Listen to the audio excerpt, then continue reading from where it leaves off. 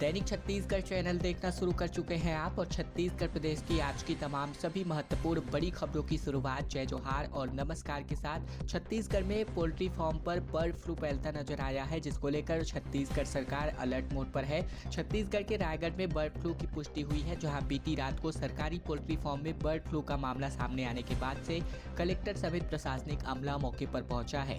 रात में ही यहां 5,000 मुर्गियां, 12,000 चूजे और 17,000 अंडों को नष्ट किया गया। जानकारी के मुताबिक शासकीय कुक्कुट पालन क्षेत्र के सभी पक्षी के शव का सैंपल भेजा गया था, जिसकी जांच के बाद राष्ट्रीय उच्च सुरक्षा पशु रोग संस्थान भोपाल की ओर से रायगढ़ से भेजे गए सैंपल नमूने में बर्ड फ्लू के संक्रमण की पुष्टि हुई है। तो वहीं 10 किलोमीटर के क्षेत्र को निगरानी में रखा गया है। मुख्यमंत्री विष्णुदेव साय ने बर्ड फ्लू की रोकथाम के लिए सभी कलेक्टर्स को निर्देश जारी किया है। राज्य स्तरीय रैपिड रिस्पांस टीम गठित करने, राज्य और जिला स्तर पर कंट्रोल रूम बनाने का निर्देश इस बर्ड फ्लू के मद्देनजर जारी कर दिया गया है। आयकर विभाग ने छत्तीसगढ़ में रायपुर में तकरीबन 10 करोड़ के कैश और 2.5 करोड़ की ज्वेलरी को सीज किया है। दरअसल छत्तीसगढ़ के रायपुर से बड़ी खबर, जहां राइस मिलर्स, एक्सपोर्ट्स और कमीशन एजेंट्स और राइस ब्रोकर्स के ठिकानों पर मिले कैश से अब तक 10 करोड़ रुपए कैश के तौर पर सीज किए गए हैं। और इसी के साथ ही आवासीय परिसरों में की गई जांच के दौरान मिली ज्वेलरी में तकरीबन 2.5 करोड़ मूल्य की ज्वेलरी सीज करी गई है। आयकर अन्वेषण द्वारा प्रदेश में की गई आयकर छापे की कार्यवाही तीसरे दिन भी जारी रही। 25 ठिकानों से मिले कैश में बुक्स के रिकॉर्ड का मिलान करने के बाद अब तक 10 करोड़ रुपए कैश सीज किए गए हैं। इसके अलावा बात करें तो शुक्रवार रात कुछ ठिकानों पर जांच की जा रही थी, लेकिन अभी तक ये जांच पूरी नहीं हो पाई है और ये जांच अभी भी जारी है। रायपुर में होने वाले क्रिकेट लीग की शुरुआत को लेकर के अब सुरेश रैना रायपुर पहुंच चुके हैं। दरअसल छत्तीसगढ़ की राजधानी रायपुर में 6 फरवरी से लीजेंड्स 90 क्रिकेट लीग की शुरुआत होने जा रही है और इस ब्लॉकबस्टर टूर्नामेंट में हरभजन सिंह, साकिब अल हसन, शिखर धवन और सुरेश रैना जैसे क्रिकेटर के महारथी जलवा बिखेरते नजर आएंगे। टूर्नामेंट में कुल 7 टीमें हिस्सा लेंगी। इनमें छत्तीसगढ़ वॉरियर्स की कमान पूर्व भारतीय क्रिकेट सुरेश रैना के हाथों में होगी। सुरेश रैना टूर्नामेंट के थीम सॉन्ग और जर्सी की लॉन्चिंग सेरेमनी में शामिल होने के लिए रायपुर पहुंचे हैं। बता दें कि लीजेंड्स 90 क्रिकेट के लिए शुरुआत तकरीबन 6 फरवरी को होने वाली है। इसके अलावा पहला मुकाबला छत्तीसगढ़ वॉरियर्स और दिल्ली रॉयल्स के बीच होने वाला है। इस टूर्नामेंट की खास बात यह है कि इसमें 90 बॉल की एक पारी होगी। 7 फरवरी को राजस्थान किंग्स और दुबई जायंट्स के बीच पहला मैच है टूर्नामेंट का, वो होने जा रहा है।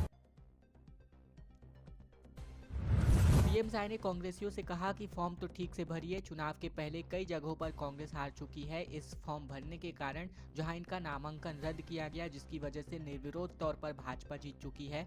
बैज ने कहा कि भाजपा सत्ता का दुरुपयोग कर रही है। छत्तीसगढ़ में नगरीय निकाय चुनाव के लिए 11 फरवरी को वोटिंग होनी है, लेकिन इसके पहले ही कई जगहों पर कांग्रेस उम्मीदवारों के नाम वापसी ले लिए गए हैं। ऐसी जगहों पर भाजपा को एक तरफा जीत मिल रही है। मुख्यमंत्री विष्णुदेव साय ने इसे भाजपा के लिए अच्छा संकेत करार दिया। रायपुर में दिए बयान में उन्होंने कहा कि 20 नगर पंचायतों में भाजपा के पार्षद निर्विरोध चुने जा रहे हैं। इसमें निगम में 2 और बसना में तो नगर पंचायत अध्यक्ष को चुना गया है। धमतरी में कांग्रेसी महापौर प्रत्याशी का नामांकन खारिज हो गया। कांग्रेस ने वहां किसी और को नहीं उतारा। इन हालातों पर प्रदेश कांग्रेस अध्यक्ष दीपक बैज ने आरोप लगाया है कि सरकारी सिस्टम का उपयोग ऐसे करवाया जा रहा है, हमारे कैंडिडेट के नामांकन निरस्त हो रहे हैं। केंद्रीय बजट बीते दिन पेश कर दिया गया, जहां बिहार पर फोकस रहा पूरा केंद्रीय बजट। छत्तीसगढ़ को इनडायरेक्ट ही फायदा मिल सकता है। केंद्रीय वित्त मंत्री निर्मला सीतारमण ने छत्तीसगढ़ के अलावा बात करें तो बीते दिन देश का पहला बजट पेश किया, लेकिन पूरे बजट भाषण में कहीं पर भी छत्तीसगढ़ के लिए कोई विशेष योजना का जिक्र नहीं किया गया।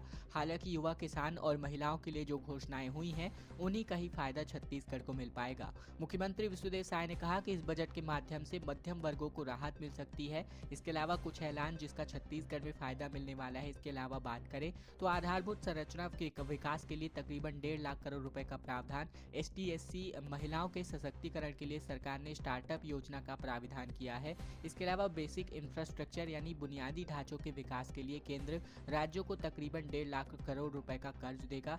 इसी से कुछ फायदे हो सकते हैं। इसके अलावा केंद्र सरकार की ओर से किसानों के लिए क्रेडिट कार्ड की सीमा 3 लाख से बढ़ा करके 5 लाख रुपए कर दी गई है। जो छत्तीसगढ़ के किसान हैं, इनको बेहद फायदा इससे मिल सकता है। इसके अलावा लगातार बिहार पर ये पूरा बजट जो है फोकस्ड नजर आया। नगरीय निकाय चुनाव को लेकर भाजपा का घोषणा पत्र तैयार हो चुका है, जो कल जारी किया जा सकता है। नगरीय निकाय चुनाव में भाजपा जो है घोषणा पत्र के मामले में कांग्रेस से आगे चल रही है। इसके अलावा बात करें तो 3 फरवरी दोपहर 12 बजे जनता के सामने अपना घोषणा पत्र बीजेपी लेकर आने वाली है और इस दौरान मुख्यमंत्री विष्णुदेव साय, उप मुख्यमंत्री अरुण साव, प्रदेश अध्यक्ष किरण सिंहदेव समेत कई मंत्री और अन्य विधायक भी सम्मिलित होंगे। घोषणा पत्र समिति की फाइनल ड्राफ्ट की बैठक भाजपा प्रदेश कार्यालय कुशाभाऊ ठाकरे परिसर में संपन्न हो चुकी है। बैठक में घोषणा पत्र समिति के संयोजक, पूर्व मंत्री और विधायक अमर अग्रवाल, प्रदेश महामंत्री संजय श्रीवास्तव समेत तमाम महामंत्री मौजूद नजर आए। पादरी ने देवी देवताओं को यीशु से छोटा बताया, धर्मांतरण के लिए बीमार और गरीब लोग टारगेट, जिस पर जूदेव ने कहा कि ये सांस्कृतिक आतंकवाद में आता है। रायपुर के पंडरी के मितान विहार में चंगाई सभा में धर्मांतरण और हिंदू देवी देवताओं के अपमान पर जमकर बवाल हुआ। दावा है कि चंगाई सभा में 4 हिंदू परिवारों का धर्मांतरण कराया जा रहा था, लेकिन उसके पहले ही बजरंग दल और आरएसएस के कार्यकर्ताओं ने जमकर हंगामा कर दिया। मोआ थाने में दर्ज एफआईआर के मुताबिक पादरी कीर्ति केसरवानी और उसके सहयोगी हिंदू देवी देवताओं को ईसा मसीह से छोटा बता रहे थे। यीशु मसीह की शरण में आने पर दुख दूर होने की बात कर रहे थे और ये सभी पादरी के किराए के मकान में चल रहा था, जिसके खिलाफ पुलिस ने 3 लोगों को अरेस्ट किया है, लेकिन एक एक करके सबको छोड़ दिया गया। सूरजपुर में सड़क सुरक्षा माह को लेकर तकरीबन 1.5 लाख लोगों को जागरूक किया गया। तकरीबन 472 कार्यक्रम इसके दौरान आयोजित किए गए। 1 जनवरी से शुरू किए गए इस अभियान के दौरान पुलिस ने 472 कार्यक्रमों के माध्यम से 1.5 लाख लोगों को नियमों के प्रति जागरूक किया। समापन समारोह में collector S Jaivardhan, SSP Prashant Kumar Thakur और जिला पंचायत सीओ कमलेश नंदनी साहू ने विशेष योगदान देने वाले पुलिस कर्मचारी, जवानों, नागरिकों और पत्रकारों को भी सम्मानित किया। सीएम विष्णुदेव साय 13 फरवरी को महाकुंभ के दौरे पर जा सकते हैं, जहां कैबिनेट के मंत्रियों के साथ पुण्य स्नान कर सकते हैं। छत्तीसगढ़ के रायपुर के प्रदेश के मुख्यमंत्री विष्णुदेव साय और सरकार के मंत्री 13 फरवरी को कुंभ स्नान के लिए प्रयागराज जा सकते हैं। बताया जाता है कि सभी लोग विशेष विमान के माध्यम से कुंभ स्नान के लिए जाएंगे। बता दें कि डिप्टी सीएम विजय शर्मा ने बताया कि सभी मंत्रियों ने सीएम से चर्चा के बाद कुंभ स्नान का कार्यक्रम तय किया है। इसके पहले सभी मंत्री अयोध्या में रामलला के दर्शन के लिए गए हुए थे। जानकारी के मुताबिक संगठन के कुछ पदाधिकारी भी मंत्रिमंडल के साथ प्रयागराज जा सकते हैं। गुरु घासीदास विश्वविद्यालय में छात्रों के 2 गुटों में जम करके विवाद हो गया, जहां गंभीर रूप से पक्ष जो है घायल हो गए। छत्तीसगढ़ के बिलासपुर में स्थित गुरु घासीदास केंद्रीय विश्वविद्यालय में 2 गुटों के बीच जम करके मारपीट का मामला सामने आ रहा, जिसमें 2 छात्र गंभीर रूप से घायल हो गए। आरोप है कि फिजिकल एजुकेशन डिपार्टमेंट के एचओडी के निर्देश पर कुछ छात्रों ने यूनिवर्सिटी के अन्य छात्रों के साथ मारपीट की और मिली जानकारी के अनुसार विश्वविद्यालय से कुछ छात्र दूसरे राज्य में खेल प्रतियोगिता में हिस्सा लेने जा रहे थे और इसी दौरान अन्य छात्र भी जाने की मांग को लेकर कुलपति से मिलने जा पहुंचे, लेकिन विश्वविद्यालय प्रशासन ने फंड नहीं होने की बात कहकर उन्हें जाने से मना कर दिया और इसी से नाराज होकर के ये पूरा बवाल देखने को मिला। बलरामपुर में राख डंपिंग से स्वास्थ्य परेशानी बढ़ती नजर आई, जिसकी वजह से लोगों ने कहा कि सांस लेने में तकलीफ हो रही है। दरअसल छत्तीसगढ़ के बलरामपुर में राख को अवैध रूप से डंप किए जाने का मामला सामने आ रहा, जहां वाड्रफ नगर ब्लॉक के बसंतपुर स्थित विराट राइस मिल से निकलने वाली राख को अंबिकापुर बनारस हाईवे के आसपास और जंगल क्षेत्रों में खपाया जा रहा है। स्थानीय लोगों के मुताबिक राख के खुले में डंपिंग की वजह से गंभीर स्वास्थ्य समस्याएं आ रही हैं। सांस लेने में तकलीफ, आंखों में जलन और त्वचा में एलर्जी जैसी तमाम परेशानियां देखने को मिल रही हैं और इसके अलावा मेन रोड पर राख जमा होने की वजह से ट्रैफिक और हादसों का खतरा भी बढ़ गया, जिसका विरोध बीते दिन स्थानीय रहवासी करते नजर आए। कस्टम मिलिंग घोटाला मामले में ईओडब्ल्यू ने अब तक 3500 पन्नों का जो चालान है वो यहां पर न्यायालय के सामने पेश कर दिया है।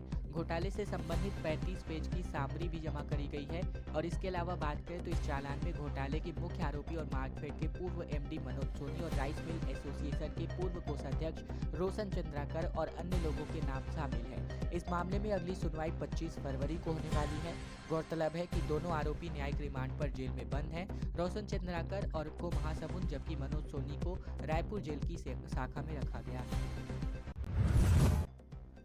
भिलाई के सबसे बड़े अस्पताल का मेडिसिन सिस्टम पूरी तरह फेल हो चुका है, जहां बीएसपी के सेक्टर 9 हॉस्पिटल के दवा काउंटर में नेटवर्क फेल का बोर्ड लगा दिया गया है। भिलाई स्टील प्लांट के पंडित जवाहरलाल नेहरू विश्व चिकित्सालय और अनुसंधान केंद्र सेक्टर 9 का मेडिसिन काउंटर पूरी तरह ठप पड़ चुका है। यहाँ के स्टाफ ने काउंटर में नेटवर्क फेल का बोर्ड लगा दिया है और इससे बीएसपी कर्मचारी और रिटायर्ड कर्मचारियों की परेशानी बढ़ती नजर आ रही है। मोदी सरकार के तीसरे कार्यकाल का पहला बजट पेश कर दिया गया, जहां कांग्रेस ने कहा कि आम लोगों को ये छलने वाला बजट है। बीजेपी ने कहा कि हर तबके का ख्याल रखा गया है। दरअसल बीते दिन बात करें तो मोदी सरकार के तीसरे कार्यकाल का पहला पूर्ण बजट बीते दिन संसद में पेश किया गया, जिसको लेकर सूरजपुर से भाजपा कांग्रेस के नेताओं ने अपनी अपनी प्रतिक्रिया जाहिर करी। इसके अलावा टैक्स हटाना सराहनीय कदम को लेकर के कांग्रेस ने बात करी। सीए कृष्णा ओझा ने कहा कि यहाँ थोथा गनाबाजी जैसे बजट पेश किया गया और यह बजट वित्त मंत्री ने नहीं मोदी ने पेश किया है। इस दौरान उन्होंने कहा कि इस बजट में कुछ ऐसा नहीं दिखता, लोगों को काफी निराशा हुई है। हालांकि ओझा ने कहा कि दवाओं से टैक्स हटाना सराहनीय कदम है। वाइल्ड लाइफ बोर्ड से पहले ही सहमति मिल चुकी है, जहां केंद्र की मंजूरी के बाद प्रदेश का 5वां टाइगर रिजर्व भोरमदेव अब निर्मित होने जा रहा है। भोरमदेव अभ्यारण्य राज्य का 5वां टाइगर रिजर्व बनेगा, जिसको लेकर केंद्र सरकार ने इस बारे में मंजूरी दे दी है। अब राज्य ने शासन ने नोटिफिकेशन जारी होते ही भोरमदेव को टाइगर रिजर्व का दर्जा मिल जाएगा। ऐसे में दर्जा देने की बाकी औपचारिकता पहले ही पूरी की जा चुकी है। वाइल्ड लाइफ बोर्ड की इसकी मंजूरी दे चुका है। पिछली कांग्रेस सरकार ने जहाँ पहाड़ी कोरवा जनजाति के लोगों के बसे होने का हवाला देकर रिजर्व प्रोजेक्ट रोक दिया था, तो वहीं केंद्रीय वन एवं पर्यावरण मंत्री भूपेंद्र यादव ने राष्ट्रीय बाघ संरक्षण प्राधिकरण यानी एनटीसीए के माध्यम से सरकार को इस बारे में निर्देश जारी कर दिया है। छत्तीसगढ़ में नक्सली मुठभेड़ में 8 नक्सली मारे गए। बीजापुर में जवानों ने बड़े नक्सलियों को घेर रखा है। छत्तीसगढ़ के बीजापुर जिले के गंगालूर थाना क्षेत्र में बीते दिन सुरक्षा बलों और नक्सलियों के बीच मुठभेड़ हुई। न्यूज एजेंसी पीटीआई के मुताबिक मुठभेड़ में 8 नक्सली मारे गए। ये संख्या और अधिक बढ़ सकती है। सुबह तकरीबन 8:30 बजे दोनों तरफ से रुक रुक कर गोलीबारी चल रही है। बताया जा रहा है कि सुरक्षा बलों के जवानों ने माओवादियों के बड़े कैडर्स को घेर रखा है। टामन सोनवानी के साले ने 4 लोगों से 1 करोड़ रुपए ठगे, फूड इंस्पेक्टर की परीक्षा दिलवाई, फिर फर्जी रिजल्ट बनवाया और वारदात में पत्नी और रेलवे कर्मचारी भी शामिल हैं। छत्तीसगढ़ पीएससी घोटाला केस में जेल में बंद टामन सिंह सोनवानी के साले देवेंद्र जोशी के बाद उसके पार्टनर रेलवे कर्मचारी स्वप्निल दुबे को भी पुलिस ने अरेस्ट किया है। आरोपियों ने 4 बेरोजगारों से तकरीबन 1 करोड़ रुपए ठगे हैं। बेरोजगारों को खाद्य विभाग, पटवारी और रेलवे में नौकरी दिलाने का झांसा दिया गया था। देवेंद्र जोशी ने पीड़िता अंजना गहिरवाल को फूड इंस्पेक्टर की भर्ती परीक्षा में चयन दिलवाया था। चयन नहीं होने पर फर्जी रिजल्ट बनाकर दे दिया था। अंजना से अलग अलग किस्तों में 25 लाख रुपए लिए, लेकिन नौकरी नहीं लग पाई गई। बिलासपुर में मेघना तंबाकू पर जीएसटी का छापा पड़ा, जहां सेंट्रल जीएसटी की टीम से दस्तावेज खंगाले गए। दरअसल छत्तीसगढ़ के बिलासपुर में मेघना तंबाकू का उत्पाद बनाने वाली कारोबारी के ठिकानों पर सेंट्रल जीएसटी की टीम ने छापेमार कार्यवाही करी। कारोबार के आड़ में जीएसटी चोरी की आशंका पर शनिवार को सेंट्रल जीएसटी की टीम ने दबिश दी। बताया जा रहा है कि कारोबारी और फर्म का नाम ताकत दास सुंदर दास ट्रेडिंग कंपनी है, जिसके यहाँ जीएसटी की जाँच चल रही है। दिन का पारा चढ़ता हुआ नजर आ रहा है और रात में भी ठंड पूरी तरह गायब हो चुकी है। 34 डिग्री के साथ बालोद सबसे गर्म स्थान रहा। 3 दिन 3 डिग्री तक तापमान, न्यूनतम तापमान में बढ़ोतरी होने वाली है। ठंड कम हो चुकी है। पिछले 1 सप्ताह से दिन और रात के तापमान में लगातार से बढ़ोतरी दर्ज की जा रही है। रायपुर में अधिकतम तापमान 33 डिग्री पहुंच चुका है। शुक्रवार को प्रदेश में सबसे गर्म स्थान बालोद रहा, जहाँ रात का पारा, दिन का पारा 33 डिग्री सेल्सियस रिकॉर्ड किया गया। सबसे न्यूनतम तापमान 10.1 डिग्री सेल्सियस के साथ बलरामपुर रहा। वहीं आने वाले 3 दिनों में मौसम में विशेष बदलाव के आसार नहीं है। मौसम इसी तरह शुष्क बना रहेगा और इससे ठंड में लगातार कमी आएगी और रात का पारा 3 डिग्री तक बढ़ सकता है। खबर धमतरी से, जहां ट्रैक्टर ने बाइक को टक्कर मार दी। धमतरी में हादसे के बाद पति पत्नी नीचे गिर गए और घायलों का इलाज जारी है। चालक भाग चुका है, जिसमें एक अनियंत्रित ट्रैक्टर बाइक सवार दंपत्ति को टक्कर मारते नजर आ रहा है। घटना में पति पत्नी गंभीर रूप से घायल है। हादसे के बाद आरोपी चालक मौके से फरार है। सूचना मिलते ही यातायात पुलिस मौके पर पहुंची और घायलों को तत्काल रक्तदान एम्बुलेंस की मदद के माध्यम से निजी अस्पताल में भर्ती कराया गया।